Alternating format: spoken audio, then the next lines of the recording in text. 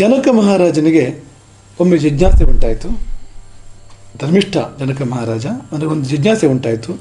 ಕುರು ಪಾಂಚಾಲಾದಿ ದೇಶಗಳಲ್ಲಿರುವ ಬ್ರಾಹ್ಮಣೋತ್ತಮರಲ್ಲಿ ಯಾರು ಬ್ರಹ್ಮಿಷ್ಠರು, ಯಾರು ಬ್ರಹ್ಮಜ್ಞಾನಿ, ಸರ್ವೋಚ್ಚ ಬ್ರಹ್ಮಜ್ಞಾನಿ ಎಂಬುದಾಗಿ ಜಿಜ್ಞಾಸೆ ಉಂಟಾಯಿತು. ಆತ ಎಲ್ಲ ಜ್ಞಾನಿಗಳ ಸಭೆಯನ್ನು ಸೇರಿಸಿ ಆ ಸಭೆಯ ಮುಂದೆ 1,000 ಗೋವುಗಳು, ಅವುಗಳಿಗೆಲ್ಲ ಚಿನ್ನದ ಅಲಂಕಾರ, ಚಿನ್ನದ ಕೊಂಬು, ಕೊಂಬಿನ ಕವಚ ಚಿನ್ನದ್ದು, ಹಾರ ಚಿನ್ನದ್ದು, ಹೀಗೆ ಚಿನ್ನದ ಆಭರಣಗಳಿಂದ ಭೂಷಿತವಾಗಿರತಕ್ಕಂಥ 1,000 ಗೋವುಗಳನ್ನು ಆ ಸಭೆಯ ಮುಂದಿರಿಸಿ, ನಿಮ್ಮಲ್ಲಿ ಯಾರು ಬ್ರಹ್ಮಿಷ್ಠರು, ಸರ್ವಶ್ರೇಷ್ಠ ಜ್ಞಾನಿ ಯಾರು ನಿಮ್ಮಲ್ಲಿ, ಅವರು ಈ ಗೋವುಗಳನ್ನು ಆಶ್ರಮಕ್ಕೆ ಕರೆದುಕೊಂಡು ಹೋಗಬಹುದು ಎಂಬುದಾಗಿ ಉದ್ಘೋಷ ಮಾಡ್ತಾನೆ. ಯಾರೂ ಮಾತಾಡಲಿಲ್ಲ, ಎಲ್ಲ ಮೌನವಾಗಿದ್ದರು. ಯಾಜ್ಞವಲ್ಕ್ಯರು ತಮ್ಮ ಶಿಷ್ಯರಿಗೆ ಸೂಚನೆ ಕೊಟ್ಟಂತೆ, ಆ ಸಭೆಯಲ್ಲಿ ಸ್ನೇಹಿತರಾಗಿದ್ದರು ಯಾಜ್ಞವಲ್ಕ್ಯರು, ಅವರು ತಮ್ಮ ಶಿಷ್ಯರಿಗೆ ಸೂಚನೆ ಕೊಟ್ಟಂತೆ ಗೋವುಗಳನ್ನು ಕರ್ಕೊಂಡು ಹೋಗಿ ಆಶ್ರಮಕ್ಕೆ. ಅವರೇನು ಉದ್ಘೋಷ ಮಾಡಿಕೊಳ್ಳಿಲ್ಲ, ನಾನು ಬ್ರಹ್ಮಿಷ್ಠ ಅಂತಲೇ ಏನು ಹೇಳಲಿಲ್ಲ, ಗೋವುಗಳನ್ನು ಆಶ್ರಮಕ್ಕೆ ಕರ್ಕೊಂಡು ಹೋಗಿ. ಅಲ್ಲಿವರೆಗೂ ಸುಮ್ಮನಿದ್ದವರು ಉಳಿದವರಿಗೆಲ್ಲ ಈಗ ನೀನೇ ಬ್ರಹ್ಮಿಷ್ಠ ಅಂದರೆ ಪ್ರಶ್ನೆಗಳನ್ನು ಕೇಳಲಿಕ್ಕೆ ಆರಂಭ ಮಾಡ್ತಾರೆ. ಬ್ರಹ್ಮಿಷ್ಠ ಬ್ರಹ್ಮಜ್ಞಾನಿ ಎಷ್ಟರ ಮಟ್ಟಿಗೆ ಅನ್ನೋದನ್ನು ಹೊರಗೆ ಹಚ್ಚಲಿಕ್ಕೆ ಆ ಸಭೆಯಲ್ಲಿದ್ದಂಥ ತಿಳಿದವರು ಆರಂಭ ಮಾಡ್ತಾರೆ. ಪ್ರಶ್ನೆಗಳನ್ನು ಕೇಳ್ತಾರೆ. ಭುಜ್ಯು, ಉಶಸ್ತಿ ಚಾಕ್ರಾಯಣ, ಕಹೋಳ, ಬುಡಿಲ ಮೊದಲಾದವರು ನಾನಾ ಪ್ರಕಾರದ ಪ್ರಶ್ನೆಗಳನ್ನು ಕೇಳ್ತಾರೆ.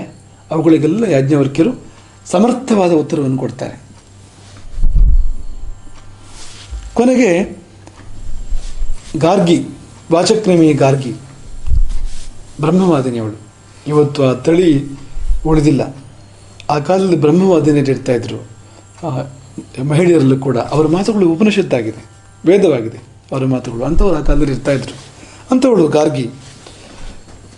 ಆಕೆ ಪ್ರಶ್ನಿಸ್ತಾಳೆ, ಯಾವ ತತ್ವವು ಈ ಲೋಕದಲ್ಲಿ ಓತಪ್ರೋತವಾಗಿ ಸೇರಿದೆ? ಯಾವ ತತ್ವವು ಈ ಪ್ರಪಂಚದಲ್ಲಿ, ಈ ಸೃಷ್ಟಿಯಲ್ಲಿ ಎಲ್ಲೆಡೆ ಓತಪ್ರೋತವಾಗಿ ಸೇರಿಕೊಂಡಿದೆ? ಯಾಜ್ಞವಲ್ಕ್ಯರು ಉತ್ತರ ಕೊಡ್ತಾರೆ. ಅದರ ಮೇಲೆ ಪುನಃ ಪ್ರಶ್ನೆ ಕೇಳ್ತಾಳೆ ಗಾರ್ಗಿ, ಪುನಃ ಉತ್ತರ ಕೊಡ್ತಾರೆ ಯಾಜ್ಞವಲ್ಕ್ಯರು, ಪುನಃ ಕೇಳ್ತಾಳೆ, ಪುನಃ ಪ್ರಶ್ನೆಗಳ ಹೊಳೆ, ಪ್ರಶ್ನೆಗಳ ಮಳೆ ಗಾರ್ಗಿ. ಅದು ಒಂದು ಹಂತ ದಾಟಿದಾಗ, ಅದು ಸೀಮೆಯನ್ನು ದಾಟಿದಾಗ, ಎಲ್ಲೆಯನ್ನು ದಾಟಿದಾಗ ಯಾಜ್ಞವಲ್ಕ್ಯರು ಹೇಳ್ತಾರೆ, ಗಾರ್ಗಿ ಮಾತಿಪ್ರಾಕ್ಷಿ ಮಾತೆ ಮೂರ್ಧ ವ್ಯಭಕ್ತತು. ಗಾರ್ಗಿ, ಅತಿ ಪ್ರಶ್ನೆ ಮಾಡಬೇಡ,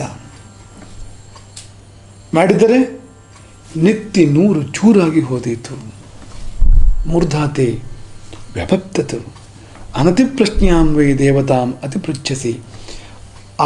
ಆ ಒಂದು ದೇವತೆ, ಆ ಒಂದು ತತ್ವ, ಆ ಒಂದು ಬೆಳಕೇನಿದೆ ವಿಶ್ವಮೂಲವಾಗಿರ್ತಕ್ಕಂಥದ್ದು, ಅದು ಅತಿ ಪ್ರಶ್ನೆಗೆ ಒಳಪಡುವಂಥದ್ದಲ್ಲ, ಅನುಭವಕ್ಕೆ ಒಳಪಡುವಂಥದ್ದು. ಪ್ರಶ್ನೆಗೆ ಒಳಪಡುವಂಥದ್ದಲ್ಲ, ಅತಿ ಪ್ರಶ್ನೆಗಂತೂ ಖಂಡಿತವಾಗಿ ಒಳಪಡುವಂಥದ್ದಲ್ಲ.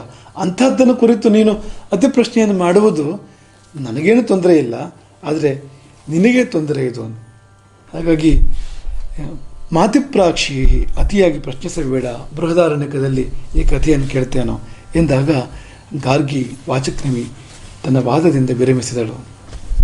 ಅವಳ ಮನಸ್ಸಿಗೆ ಬಂತದು ಯಾಜ್ಞವಲ್ಕ್ಯರು ಹೇಳಿದ್ರ ಮಾತಿನ ಹಿಂದಿನ ತತ್ವ ಆಕೆಯ ಮನಸ್ಸಿಗೆ ಬಂದಾಗ ಆಕೆ ಮೌನವಾದಳು. ಭಯದಿಂದ ಅಲ್ಲ, ಅದು ಮಿತಿ ದಾಟಬಾರದು ಅನ್ನೋದೊಳಗೆ ಅರಿವಾಯಿತು ಅಂತ.